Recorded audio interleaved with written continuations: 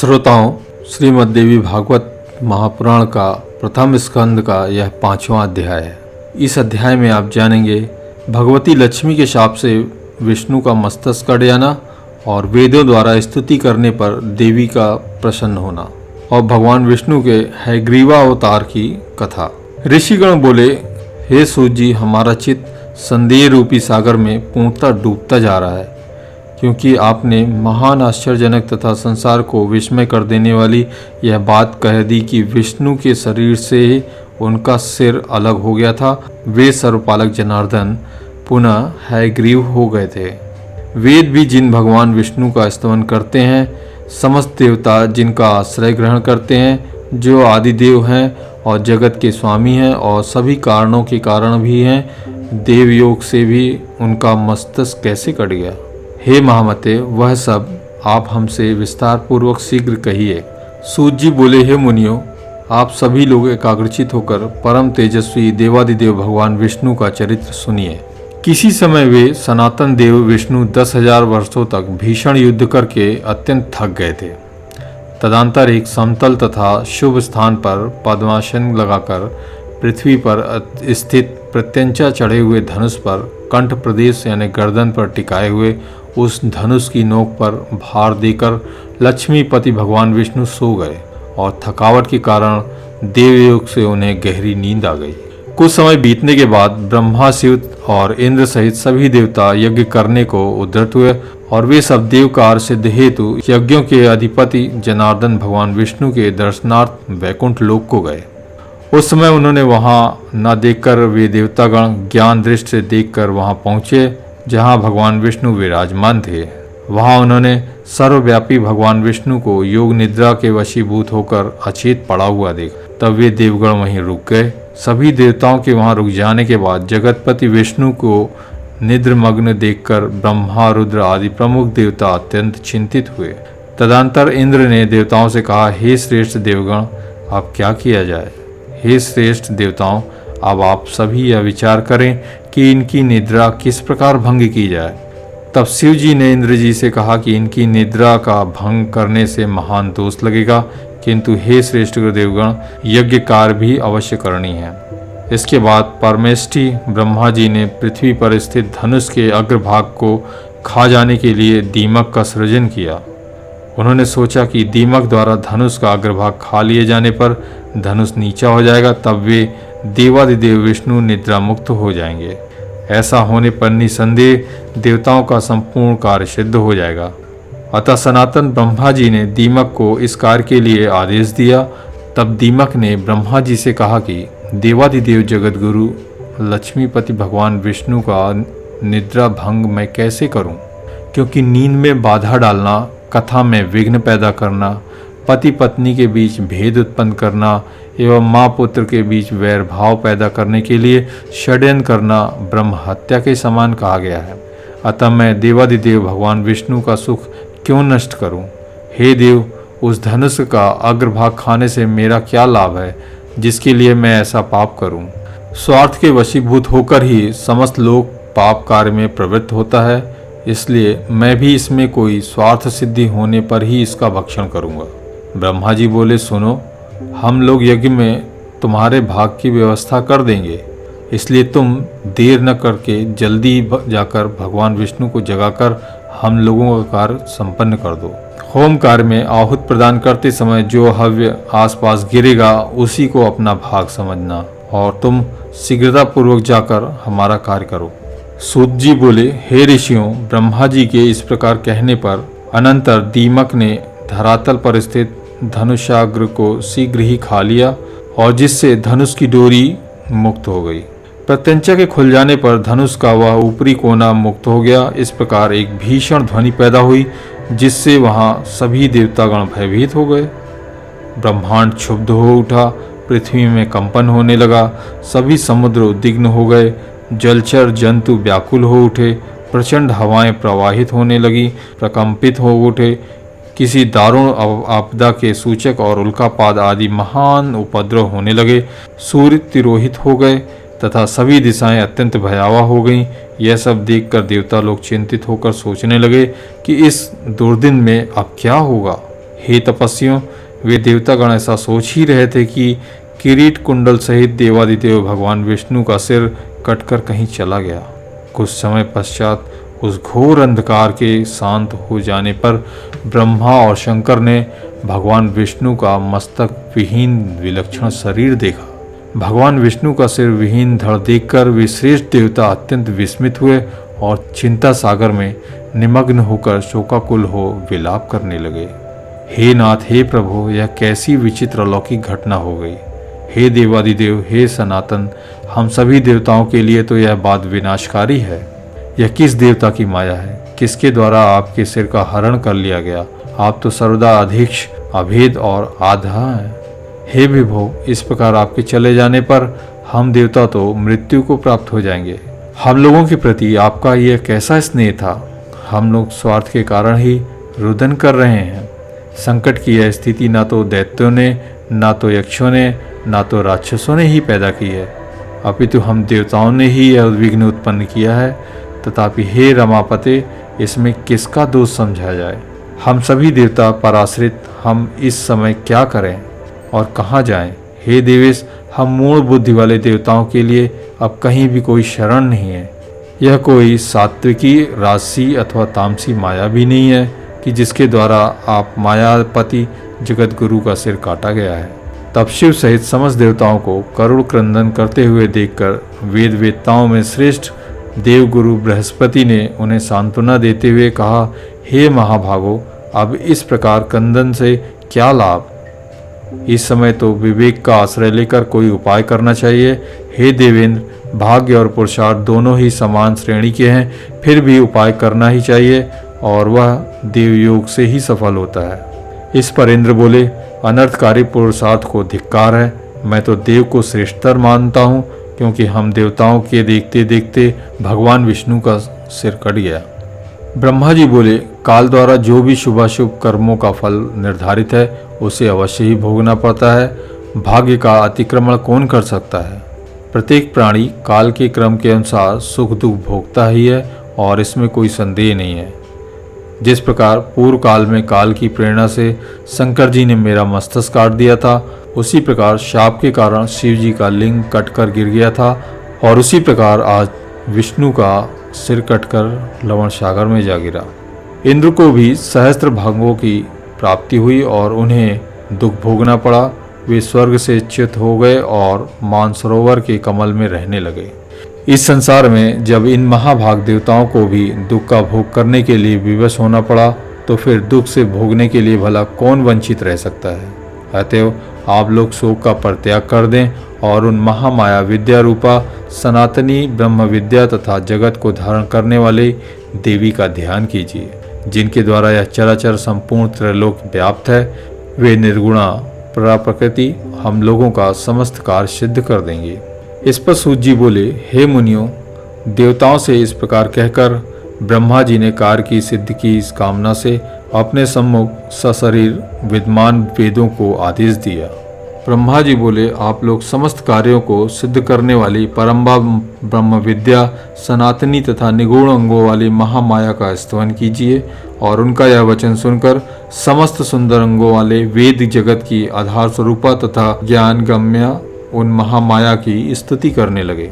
वेदों ने कहा, हे देवी, हे महामय, हे विश्वोत्पत्तिकारिणी, हे शिवे, हे निर्गुणे, हे सर्वभूतेश, हे शिव कामार्थ प्रदायिनी माता, आपको नमस्कार है। आप सभी प्राणियों को आश्रय देने के लिए पृथ्वी स्वरूपा हैं तथा प्राणधारणियों की प्राण भी हैं। बुद्ध, श्री, क्रांति, क्षमा, शांति, श्रद्धा, मेधा, धृति एवं स्मृति सब कुछ आप ही हैं। ओंकार में अर्धमात्रा के रूप में आप ही विराजमान हैं। आप गायत्री, भू भुआ, स्व आदि, व्याहाति, जया, विजया, धात्री, लज्जा, कीर्ति, स्पृहा एवं दया सभी कुछ हैं। हे अम्ब, आप तीनों लोकों के रचना तंत्र में दक्ष करुण रस से युक्त सभी प्राणियों की माँ, विद्या, कल्याणी, सभी प्राणियों की हित साधिका, सर्वश्रेष्ठ वांग बीज मंत्र में वास करने में निपुण एवं संसार का क्लेश दूर करने वाली हैं। आपकी हम स्तुति करते हैं। ब्रह्मा, शंकर, विष्णु, इंद्र, सरस्वती, अग्नि, सूर्य तथा सभी भुवनों के स्वामी आपके द्वारा ही निर्मित किए गए हैं, अतः उनकी अपनी कोई विशेषता नहीं है। आप ही सभी चराचर जगत की माता हैं। अतः हे जननी, जब आप जगत की रचना की कामना करती हैं, तब आप सर्वप्रथम ब्रह्मा, विष्णु, महेश इन प्रमुख देवों का सृजन करती हैं और उन्हीं के माध्यम से एकमात्र आप ही जगत का सृजन, पालन एवं संहार कार्य पूर्ण कराती हैं। हे देवी, आप में संसार का लेश मात्र भी नहीं रहता है। हे देवी, संपूर्ण संसार में ऐसा कोई भी निपुण प्राणी नहीं है जो आपके रूप को जान सके, और ना तो ऐसा कोई योग्य मनुष्य है जो आपके नामों की संख्या गणना करने में समर्थ हो। जो थोड़े से जल का संतरण करने में असमर्थ हो, वह बुद्धि संपन्न मनुष्य भला महासागर को पार करने में कुशल कैसे होगा। हे भगवती, आपके अंतहीन वैभव को जान सकने में देवताओं में कोई भी सामर्थ्य नहीं है। एकमात्र आप समस्त विश्व की माता हैं। आप अकेले ही इस संपूर्ण मिथ्या जगत की रचना कैसे करती हैं। हे देवी, एकमात्र वेद वाक्य ही आपके सृष्टि कार्य की प्रामाणिकता सिद्ध करते हैं। हे भगवती, समग्र जगत की परम कल्याण स्वरूपा होते हुए भी आप इच्छा रहित हैं। अहो, आपका अद्भुत चरित्र हमारे मन को विस्मित कर देता है। समस्त वेदों से अज्ञेय आपके गुणों एवं प्रभाव का वर्णन हम लोग भला किस प्रकार कर सकते हैं, क्योंकि स्वयं आप भी अपने परम तत्व को नहीं जानती हैं। हे जननी, क्या आप भगवान विष्णु के शिरोच्छेदन करने की घटना नहीं जानती। हे शिवे, क्या यह जानकर भी आप मधुजित विष्णु की शक्ति परीक्षा करना चाहती हैं। हे माता, क्या आप यह विष्णु के महान पाप समूह का फल है, किंतु आपके चरण कमलों का भजन करने में निपुण प्राणी से तो पाप हो ही नहीं सकता। हे माता, आप इस देव समूह की भारी उपेक्षा क्यों कर रही हैं। भगवान विष्णु के मस्तक काटने की घटना हमारे लिए अत्यंत आश्चर्यजनक तथा महान कष्टदायक बात है। हे माता, आप जनन रूपी दुख का नाश करने में कुशल हैं। अब हम यह नहीं जान पा रहे हैं कि विष्णु के सिर संयोजन में विलंब क्यों हो रहा है। हे देवी, सभी देवताओं के देवात्म अभिमानी रूपी दोष को अपने मन में समझकर आपने ही ऐसा किया है, अथवा देवजन्य दुष्कृत को विष्णु में स्थापित किया है, अथवा विष्णु को संग्राम विजय करने का अहंकार हो गया था, जिसे अतिशीघ्र दूर करने के लिए आपने यह लीला रची है।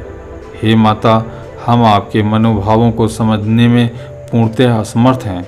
हे भगवती, अथवा युद्ध में पराभूत किए गए दैत्यों ने किसी मनोहर तीर्थ में घोर तपस्या करके आपसे वरदान प्राप्त कर लिया है, जो विष्णु के सिर कटने का कारण बना। हे भवानी, अथवा विष्णु को सिरविहीन रूप में देखने के लिए आप इस समय कोई विनोद कर रही हैं क्या। हे आधे, आप सिंधु सुता लक्ष्मी पर किसी कारण से आक्रोशित तो नहीं हैं। आप उन्हें स्वामी विहीन किस लिए देखना चाह रही हैं। आप अपने ही अंश से प्रादुर्भूत लक्ष्मी का अपराध क्षमा करें और भगवान विष्णु को जीवन दान देकर रमा को प्रसन्न कर दें। जगत के समस्त कार्यों को संपादित करने में प्रमुख भूमिका वाले अतिशय प्रभावशाली ये देवता आपको निरंतर नमस्कार करते हैं। हे देवी, सर्वलोकाधिपति विष्णु को जीवित करके आप देवताओं को शोक सागर से पार कीजिए। हे अम्ब, भगवान विष्णु का सिर छिन्न होकर कहाँ चला गया, यह हम सब भी नहीं जानते, और इस समय इन्हें जीवित करने के लिए अन्य कोई युक्ति भी नहीं सूझ रही है। हे देवी, मृत प्राणी को जीवित करने में जिस प्रकार अमृत समर्थ है, उसी प्रकार समग्र संसार की आप जीवन दात्री हैं। हे मुनियों, इस प्रकार समगान निपुण सांग वेदों द्वारा स्तुति किए जाने से गुणतीता महेश्वरी परात्परा महामाया भगवती प्रसन्न हो गईं, और उसी समय देवताओं को सुख प्रदान करने वाले शब्दों से युक्त भक्तजनों को आनंदित करने वाली आकाश स्थित आकाशवाणी के माध्यम से शुभवाणी में उनसे कहा, हे देवताओं, आप लोग किसी प्रकार की चिंता न करें और स्वस्थ चित्त रहें। हे अमरगण, इन वेदों के भावपूर्ण स्तवन से मैं परम प्रसन्न हो गई हूँ, इसमें लेश मात्र भी संदेह नहीं है। मनुष्य लोक में जो प्राणी इस स्तुति से मेरी आराधना करेगा अथवा भक्तिपूर्वक इसका पाठ करेगा, उसकी समस्त कामनाएं पूर्ण हो जाएंगी। जो मनुष्य त्रिकाल यानी प्रातः मध्याह्न सायं मेरी स्तुति को नित्य भक्ति पूर्वक सुनेगा, वह सभी दुखों से विमुक्त होकर परम सुखी हो जाएगा। वेदों द्वारा उच्चारित किए जाने के कारण यह स्तुति वेदों के समान ही है। हे देवो, अब आप विष्णु के शिरोच्छेद का कारण सुनिए, क्योंकि इस लोक में बिना कारण कोई कार्य कैसे हो सकता है।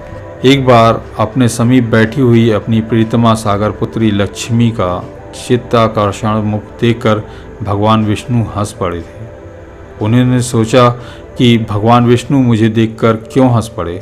मेरे मुख में विष्णु जी द्वारा दोष देखे जाने का आखिर क्या कारण हो सकता है, और फिर बिना किसी कारण के उनका हंसना संभव नहीं हो सकता।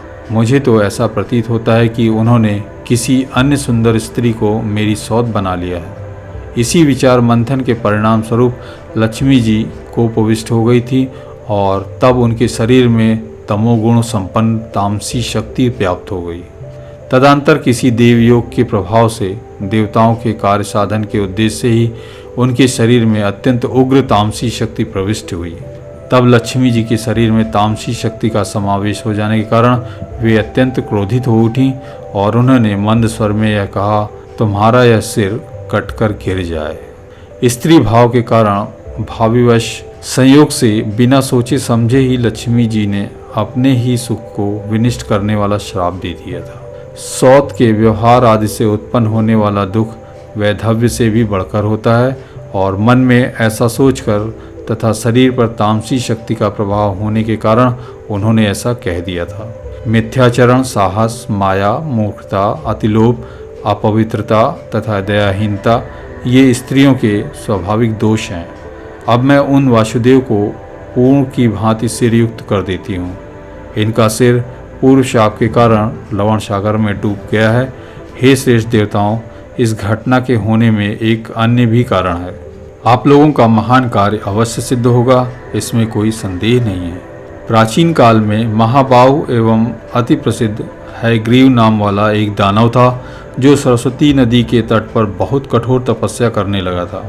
वह दैत्य आहार का त्याग कर समस्त इंद्रियों को वश में करके सभी प्रकार के भोगैश्वर्य से दूर रहते हुए मेरे मायावी बीजात्मक एकाक्षर मंत्र हींग का जप करता रहा। इस प्रकार समस्त आभूषणों से विभूषित मेरी तामसी शक्ति का सतत अध्ययन करता हुआ वह 1000 वर्षों तक कठोर तप करता रहा। उस समय उस दैत्य ने जिस रूप में मेरा ध्यान किया था, उसी तामस रूप में उसे दर्शन देने हेतु उसके समक्ष मैं प्रकट हुई। उस समय सिंह पर आरूढ़ हुई मैंने दयापूर्वक उससे कहा, हे महाभाग, तुम वरदान मांगो। हे सुरवत, मैं तुम्हें यथेच्छ वरदान दूंगी। वह दानव देवी का यह वचन सुनकर प्रेम विहल हो उठा। उसने तत्काल प्रणाम और प्रदक्षिणा की। मेरा रूप देखते ही प्रेम भावना के कारण प्रफुल्लित नेत्रों वाला तथा हर्षातिरेक के कारण आश्रुपूरित नयनों वाला वह दानव मेरी स्तुति करने लगा। हयग्रीव बोला, हे महामाये, हे जगत का सृजन पालन संहार करने वाली, हे भक्तों पर कृपा करने में निपुण, हे सकल कामना प्रदायिन, हे मोक्षदायिन, हे शिवे, आप देवी को नमस्कार है। पृथ्वी, जल, तेज, वायु एवं आकाश, इन 5 महाभूतों के कारण आप ही हैं, तथा गंध, रस, रूप, स्पर्श एवं शब्द, इन तत्वों का कारण भी आप ही हैं। हे महेश्वरी, नसिका, जिह्वा, नेत्र, त्वचा, कान, ये ज्ञानेंद्रियां तथा हाथ, पैर, वांग, लिंग, गुदा, ये कर्मेंद्रियां आपसे ही उत्पन्न हैं। देवी बोली, तुम्हारा क्या अभीष्ट है? जो कुछ भी तुम्हारा अभिलाषित वर हो मांग लो, मैं उसे अवश्य पूर्ण करूंगी, क्योंकि मैं तुम्हारी अन्य भक्ति तथा अद्भुत तपस्या से अतिशय प्रसन्न हूँ। हयग्रीव बोला, हे माता, आप मुझे वैसा वरदान दें जिससे मेरी मृत्यु कभी न हो और देव दानवों द्वारा अपराजेय रहता हुआ मैं सदा के लिए अमर योगी हो जाऊं। देवी बोली, जन्म लेने वाले की मृत्यु निश्चित है और मरने वाले का जन्म भी निश्चित है। लोक में स्थापित इस प्रकार की मर्यादा का उल्लंघन कैसे संभव है? अतएव हे दानव श्रेष्ठ, मृत्यु को अवश्यम भावी जानकर अपने मन में सम्यक विचार करके तुम अन्य यथेच्छ वर मांग लो। हयग्रीव बोला, हे जगदम्बे, मेरी मृत्यु हयग्रीव से हुई हो और किसी अन्य से नहीं। मेरी इसी मनोवांछित कामना को आप पूर्ण करें। देवी बोली, हे महाभाग, अपने घर जाकर अब तुम सुखपूर्वक राज्य करो। हयग्रीव के अतिरिक्त अन्य किसी से भी तुम्हारी कदापि मृत्यु नहीं होगी। उस दैत्य को यह वरदान देकर मैं अंतर्ध्यान हो गई और वह भी परम प्रसन्न होकर अपने घर लौट गया। वह दुष्टात्मा इस समय मुनिजनों और तथा वेदों को हर प्रकार से पीड़ित कर रहा है और तीनों लोकों में कोई भी ऐसा नहीं है जो उसका संहार कर सके। अतः त्वष्टा इस अश्व का मनोहर सिर अलग करके उसे इस सिरविहीन विष्णु के धड़ पर संयोजित कर देंगे। तत्पश्चात देवताओं के कल्याणार्थ भगवान हैग्रीव उस पापात्मा अत्यंत क्रूर तथा दानवी स्वभाव वाले महाअसुर हैग्रीव का संहार करेंगे। सूत जी बोले, देवताओं के इस प्रकार कहकर भगवती शांत हो गईं और इसके बाद देवगण परम दुष्ट होकर देवशिल्पी विश्वकर्मा से बोले और देवताओं ने कहा कि आप विष्णु के धड़ पर घोड़े का सिर जोड़कर देवताओं का कार्य कीजिए। वे भगवान हैग्रीव ही दानव श्रेष्ठ दैत्य का वध करेंगे। सूत जी बोले, देवताओं का यह वचन सुनकर विश्वकर्मा ने अतिशीघ्र पूर्वक अपने खड्ग से देवताओं के सामने ही घोड़े का सिर काटा और तत्पश्चात उन्होंने घोड़े का सिर अविलंब विष्णु भगवान के शरीर में संयोजित कर दिया। इस प्रकार महामाया भगवती की कृपा से वे भगवान विष्णु हैग्रीव हो गए। कुछ समय बाद उन भगवान हैग्रीव ने अहंकार के मद में चूर उस देव शत्रु दानव का युद्धभूमि में अपने तेज से वध कर दिया था। इस संसार में जो प्राणी इस पवित्र कथा का श्रवण करते हैं वे समस्त पापों से मुक्त हो जाते हैं और इसमें लेश मात्र भी संदेह नहीं है। महामाया भगवती का चरित्र अति पावन है तथा पापों का नाश कर देता है और इस चरित्र का पाठ तथा श्रवण करने वाले प्राणियों को सभी प्रकार की संपदाएं अनायास ही प्राप्त हो जाती हैं। इस प्रकार 18,000 श्लोकों वाली श्रीमद् देवी भागवत महापुराण संहिता के अंतर्गत प्रथम स्कंद का हैग्रीव अवतार कथन नामक 5वां अध्याय यहाँ पर समाप्त हुआ।